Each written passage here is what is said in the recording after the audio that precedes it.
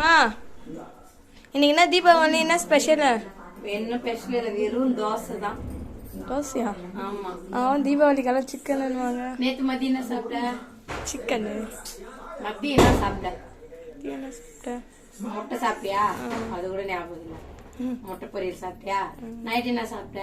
Chicken குழம்பு. Chicken குழம்பு சாப்பிட்டியா? அது தீபாவளிக்கு முன்னே நேத்து சாப்பிட்டேன், அதனால இன்னைக்கு இல்லை. அது வேற இது வேற. பரவாயில்ல, நம்ம நாளைக்கு எடுத்துக்கலாம். உதைப்பா, இதெல்லாம் நியாயமே இல்ல.